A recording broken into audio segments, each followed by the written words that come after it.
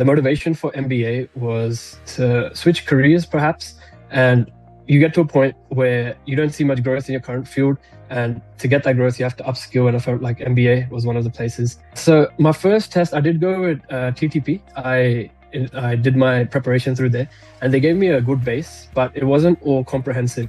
And I know one of my cousins, he'd done it, he's done his preparation through Top, and he recommended this. And I knew of Know the World from Sandeep's beforehand, and that really inspired me from when I watched like sort of the videos when my cousin was telling me about the entire program.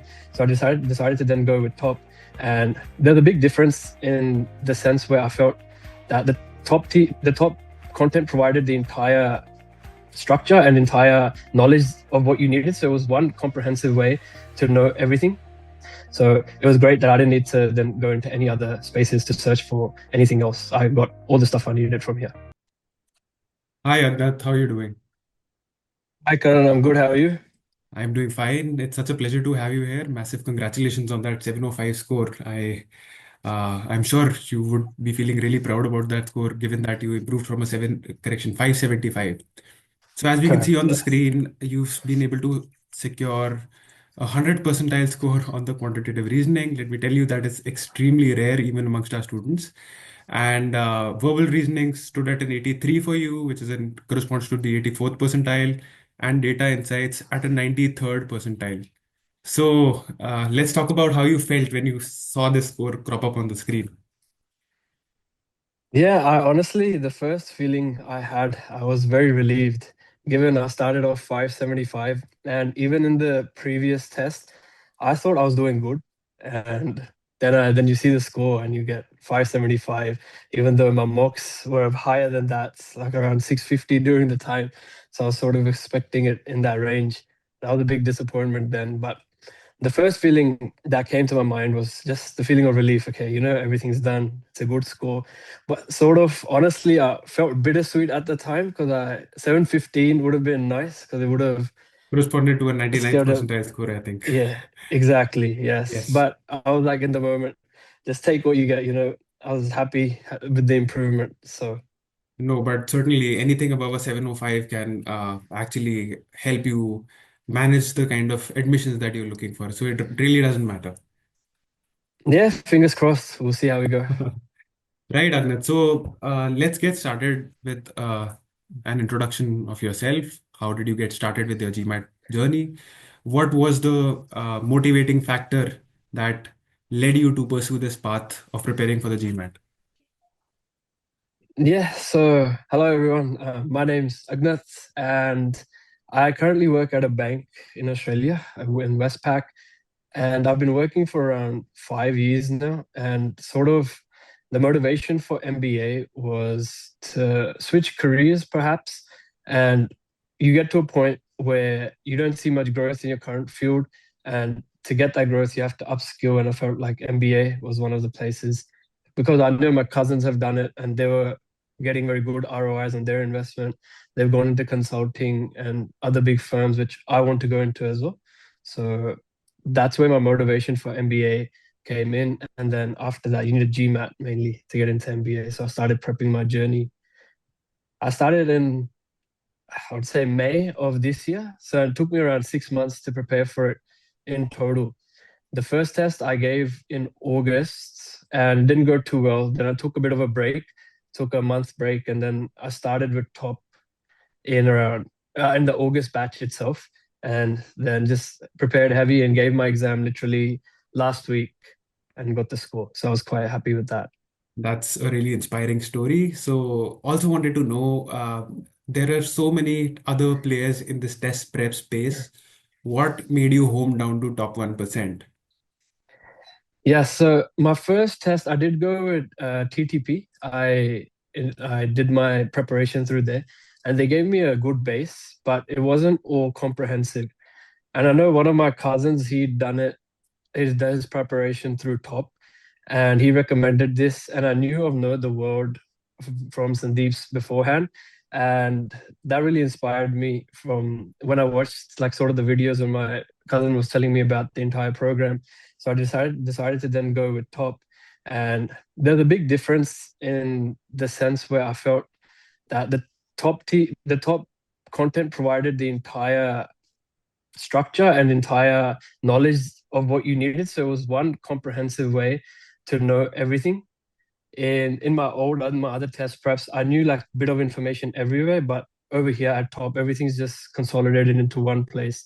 So it was great that I didn't need to then go into any other spaces to search for anything else. I got all the stuff I needed from here. Yes, a lot of students really uh, compliment us on the kind of uh, detail in which Sandeep sir has gone to Yeah, curate the course. And there is honestly nothing that a person needs to do once he's taken the package. And I think it's a very comprehensive package which addresses everything. In my own prep absolutely. journey, I think conditional reasoning was something that wasn't covered by the other test prep companies which I embarked on this journey with. But I was introduced to conditional reasoning only in TOPS content. So, from a content point of view, what do you think was the most helpful content that really pushed that needle for you? I think without a doubt has to be Octave in RC. So before in my prep, I didn't know what I was doing in RC, and that was probably my biggest weakness, where I was pretty much a deer in headlights. So it just depended on my luck. If I understood the passage on the day, it would be fine. But more likely than not, if you get towards the harder questions, it gets really difficult to understand the passages and what the content from top, so especially the Octave, really allowed me to do was even if I didn't understand the passage, and that happened during my test actually. One of the passages had four questions which I didn't understand. And if I had given this prior to my top journey, I would have gotten all four wrong. But because of the techniques that top taught me, I was able to narrow down some of the options and I got 2 out of 4 right, which is still much better than the 0 out of 4 I would have received. So just understanding RC, how to function in the time pressure that you have was the biggest asset to me from top. Right. I think Sandeep sir also talks about this concept of having a repeatable process in his Know the World series. And I think his Yes. entire Octave methodology is also based upon that repeatable process, which you can utilize and practice over, and eventually that settles into your muscle memory and things start clicking immediately. So I think Octave is something which really resonates with Indian test takers because uh, people who are from say the United States, they have this knowledge of having prepared for CATS and the ACT, the SAT exam and the ACT exam. In We haven't, as Indian test uh, takers, ever prepared for these examinations, and we don't have a Mm. correct methodology to follow. So in that aspect, I think this really helps. So how about the top portal? Absolutely. How about the Yeah. mock Oh, portal? How much could you navigate through the portal? Did you use it and finish it end to end, or how did you yes, the use the mock mock portal? portal was brilliant. I used every single resource I had. So the best part about this was there was so many tests to do, and you had so many opportunities to practice in time conditions. Is you were able to go through every single scenario during the test, what could happen. For example, in one of the tests I did, I would spend like 5 to 7 minutes on the first question, not realizing because you're so focused, and then you realize afterwards you don't have enough time for the rest. So just going through these different experiences and different tests that the top mock portal had, I felt like during the exam I was prepared for most of the situations on what can happen. So that really gave me confidence. And another thing that really helped my stamina in just focusing and concentrating were the long sittings actually for both SIA and RC. Just sitting down and going through those 100 questions in a 3 hour span, it is very mentally draining, but it is also very worth it to the point you feel like the 2.5 hours after that did not feel super long as a test. And you were just stamina wise and mental concentration wise, just prepared to do your job. So could you walk us through how many full length mock tests did you appear for before the examination, and how many official mocks did you blend in your complete preparation? Yes, so my entire prep, my full marks would have been all of the 8 plus the diagnostic test that Top Portal provides. I did 2 from the official guide, and I also did 1 or 2 from other companies. I can't really remember the name. And also for further questions, I went to GMAT club just to practice more mathematics and critical reasoning questions, especially from there. So all of the breadth of these content really helped me in getting a decent score. It clearly shows up on your score that you've put in a lot of practice, and that is what we have as a recommendation for all our other students, that you don't want to go into the exam not fully prepared. So having completed the eight full length mock tests, I'm sure you would have been completely geared to take on the real beast. So Yeah, and the top mock tests are much harder, so it prepares you very well. So once you've really mastered the harder tests, the other official tests don't feel as hard, and which absolutely, gives you comfort in one 100% sense. agree. So going by your percentiles, you've Mm, secured a 93 percentile on the data insight section. So were you mm. always very good at data insights, or was there anything that any particular content that you covered that really uh, assisted you in securing that 93rd percentile score? For me, data insights was a very up and down journey. I would have phases where one month I was very good at data sufficiency, and then another month I would just get the questions wrong for some reason.